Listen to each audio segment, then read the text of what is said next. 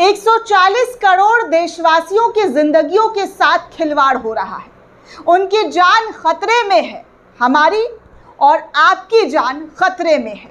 140 करोड़ देशवासियों की जिंदगियों के साथ जो खिलवाड़ हो रहा है, उस पर ना प्रधानमंत्री बोलेंगे, ना गृह मंत्री बोलेंगे और ना ही कोई मेन स्ट्रीम मीडिया खबर बताएगी।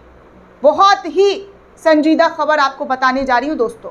कुछ मिनट निकाल कर इस खबर को ज़रूर सुनिएगा और लोगों को भी पहुँचाइएगा कि हमारे और आपकी ज़िंदगियों के साथ कैसे खिलवाड़ हो रहा है और हमारे प्रधान सेवक को कुछ पता ही नहीं है। नमस्कार दोस्तों, एक ऐसी खबर, एक ऐसी न्यूज़ आपको बताने जा रही हूँ जिसे सुनकर आपके पैरों तले से ज़मीन खिसक जाएगी। आप सुनकर चौंक जाएंगे क्योंकि हमारी और आपकी ज़िंदगियाँ खतरे में हैं। हम और आप जो चीज़ दवा समझकर खरीदते हैं, दरअसल वो दवा नहीं बल्कि जहर खरीद रहे थे। हम और आप अपने परिवार के लिए वो जहर इकट्ठा कर रहे थे। हमारे और आपके घर में भी ये जहर आराम से मिल जाएगा, बहुत ही ईजिली तरीके से मिल जाएगा, लेकिन मजाल है कि इस पर कोई चर्चा हो रही है, कोई बात हो रहा होगा, कोई खबर बताई जा रही है। नहीं बताई जा रही है तो ध्यान से इस खबर को सुनिए और लोगों तक शेयर कीजिए कि कैसे हमारी ज़िंदगियों के साथ खिलवाड़ किया जा रहा है, कैसे हमारी और आपकी ज़िंदगी एक कीड़े मकोड़े जैसी ज़िंदगी है। अगर हम और आप मर जाते हैं तो किसी को कोई फ़र्क नहीं पड़ता है, कुछ फ़र्क नहीं पड़ेगा, और अगर किसी को फ़र्क पड़ेगा तो वो राजनीति करने के लिए पहुंच जाएंगे। मंच तैयार रहेगा राजनीति का कि भाई मंच है, दो चार शब्द कह देंगे, फलाने नेता उस पर आरोप लगाएंगे, ढिमकाने नेता उस पर आरोप लगाएंगे, लेकिन मरने वाला मरकर चला जाएगा, जिसकी कोई गलती नहीं, कोई कसूर नहीं, वो सिर्फ इसलिए क्योंकि उसने दवाई खरीदी थी, जो दवाई हमारे और आपके घर में कॉमन है। जिस दवाई का नाम मैं आपको बताने जा रही हूँ, उस दवाई का नाम सुनकर आप कहेंगे कि आपके घर में भी, मेरे घर में भी है, और उस दवाई का नाम लेकर मैं आपको बताऊंगी कि कैसे हम और आप अपने और अपने परिवार वालों के लिए मौत खरीद रहे हैं, मौत खरीद कर ला रहे हैं, और ये सोचकर कि हमारे परिवार के लोग और हम इससे सुरक्षित हो जाएंगे। कॉमन सी चीज़ है दोस्तों कि जो दवाइयों का नाम निकल कर सामने आ रहा है, जो टेस्टिंग में फेल है, वो हर किसी के घर में मौजूद है। मैं गारंटी के साथ लिख कर बता सकती हूँ, मेरे पास भी मौजूद है। देखिए, ये जो दवाई है ये मेरे पास भी मौजूद है। ये दवाई मैं भी खा रही थी और ये दवाई टेस्टिंग में फेल है। इस दवाई का नाम पैन-डी है और इस दवाई को लेकर जो टेस्ट हुआ है उसमें ये पूरी तरीके से फेल हो गया। यही नहीं, पैरासीटामोल, जो दवाइयाँ, जी हाँ, जो दवाइयाँ हमारे घर में कॉमन होती हैं, ये सब कुछ हमारे पास है। आप अपने फर्स्ट एड बॉक्स में खोजेंगे तो आपको मिलेगा कि हाँ भाई, दवाई तो है ये। और ये दवाई हम क्यों खरीदते हैं?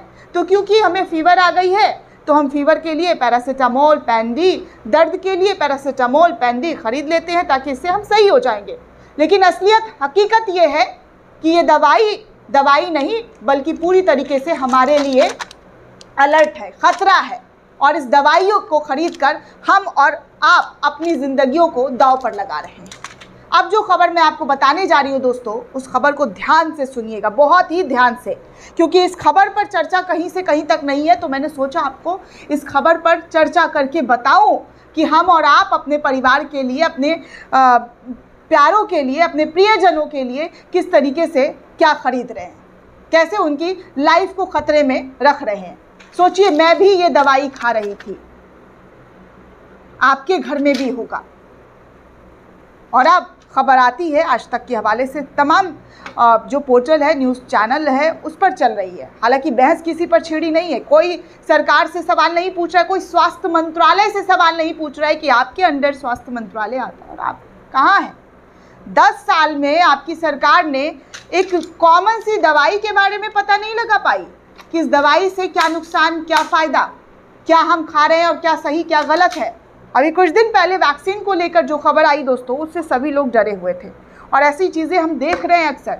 हार्ट अटैक से लोगों की जानें जा रही हैं, चलते फिरते अच्छे खासे लोगों की जानें जा रही हैं, कोई जिम करते हुए, कोई खाते हुए, कोई डांस करते हुए, आराम से इस तरीके से लोग जी रहे हैं। लेकिन अचानक से खबर आ रही कि वो अब इस दुनिया में नहीं है और हमारे और आपकी ज़िंदगियों का तो मोल अठन्नी भर भी नहीं है। अठन्नी तो छोड़ दीजिए, बहुत बड़ी बात है। 0 बराबर भी नहीं है।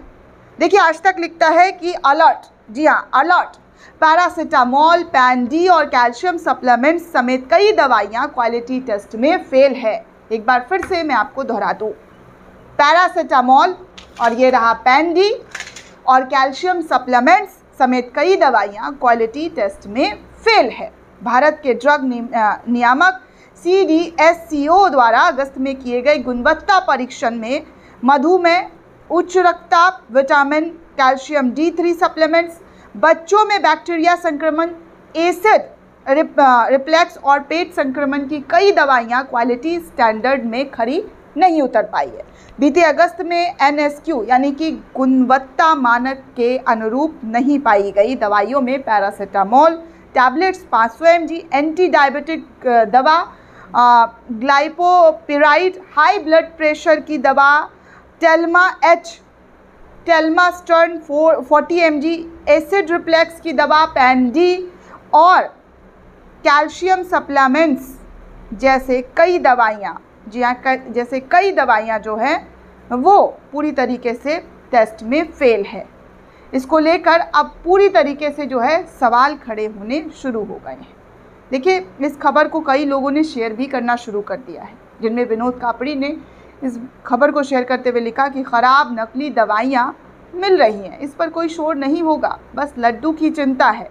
इस तरीके की खबर जो है वो शेयर करते हुए कहा जा रहा है कि ये सब कुछ हमारे देश में हो रहा है धड़ल्ले से, लेकिन पता किसी को नहीं। हमें पता ही नहीं कि हम क्या खा रहे हैं, क्या पी रहे हैं। पहले मसाले में हुआ और मसाला दुनिया भर में बैन हो गया, भारत में देखने को पता चला तो यहाँ पर बैन ही नहीं हुआ था।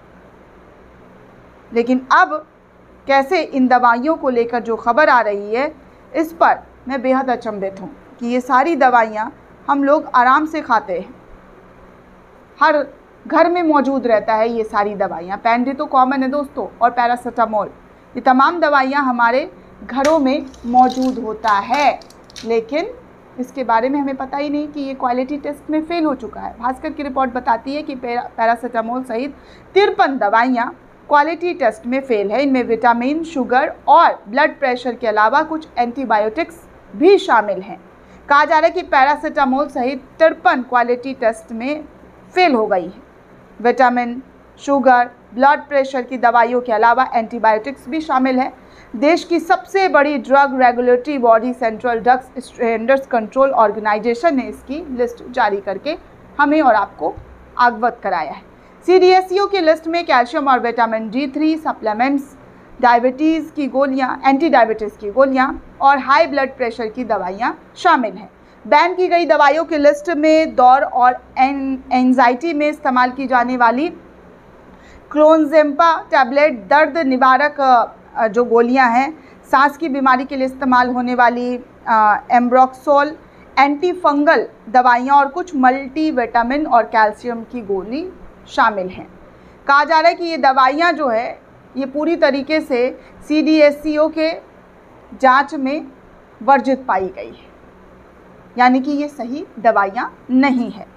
कहा जा रहा है कि CDSCO ने 48 दवाइयों की एक लिस्ट भी जारी की है। ये दवाइयां दोस्तों बहुत मेडिकल है, इतना तो मुझे नहीं पता, लेकिन मेडिकल की स्टूडेंट तो हूँ नहीं, लेकिन जो कॉमन दवाइयाँ हैं वो तो पता ही होगा दोस्तों, आपको भी पता होता है, मुझे भी पता है कि क्या है क्या नहीं है। हम और आप जाते हैं मेडिकल स्टोर पर, कहते हैं भैया हमें पैरासीटामोल दे दीजिए, पैन डी दे दीजिए, तो मांग लेते हैं। जब फीवर होती है, दर्द होता है, तकलीफ़ होती है, तो इस चीज़ के लिए हम मांग लेते हैं। डॉक्टर भी कभी हमेशा प्रिस्क्राइब करते हैं। आपको याद होगा कोरोना के टाइम पर पैरासीटामोल ही प्रिस्क्राइब किया जा रहा था। तो इस तरीके से जो है कैसे हमारी और आपकी लाइफ के साथ खिलवाड़ हो रहा है, ये आप देखिए दोस्तों कि हमारी और आपकी लाइफ कितनी ज़्यादा ख़तरे में है। सरकार ने ड्रग टेक्निकल एडवाइजरी बोर्ड की सिफारिश पर यह आदेश जारी किया था कि बोर्ड ने अपनी रिपोर्ट में कहा है कि इन FDC दवाइयों में मौजूद इंग्रेडिएंट्स का कोई मेडिकल जस्टिफिकेशन नहीं है। एक ही गोली में 1 से ज़्यादा दवाइयाँ मिलाकर बनाई जाती है। दवाइयाँ फिक्स्ड डोज कॉम्बिनेशन ड्रग्स कहलाती है। इन दवाइयों को कॉकटेल ड्रग्स के नाम से भी जाना जाता है। तो इन 5 FDC दवाइयों पर भी प्रतिबंध है, जिनमें पैरासीटामोल इंजेक्शन, आगे लेवोसिटिजिन, कैमिलिफॉन, ये तमाम दवाइयाँ जो हैं वो लगातार देखने सुनने को मिल रही है।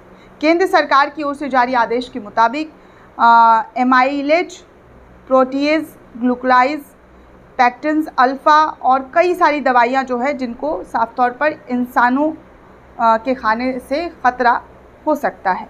बैन की गई दवाइयों की लिस्ट में हेयर ट्रीटमेंट की भी दवाइयाँ मौजूद है दोस्तों। तो इस तरीके से जो है इन तमाम दवाइयों को लेकर अब सवाल लोगों के ज़रिए उठाने शुरू कर दिए हैं और कहा जा रहा है कि कैसे इन दवाइयों से लोगों की ज़िंदगियों को ख़तरे में डालने की कोशिश हो रही थी, जो हमें पता नहीं। दोस्तों, इस पूरे रिपोर्ट को लेकर आप क्या सोचते हैं, आपकी क्या राय है, हमें कमेंट करके ज़रूर बताइएगा। साथ ही साथ चैनल को ज़्यादा से ज़्यादा लाइक, शेयर और सब्सक्राइब करना बिल्कुल भी ना भूलें। धन्यवाद दोस्तों।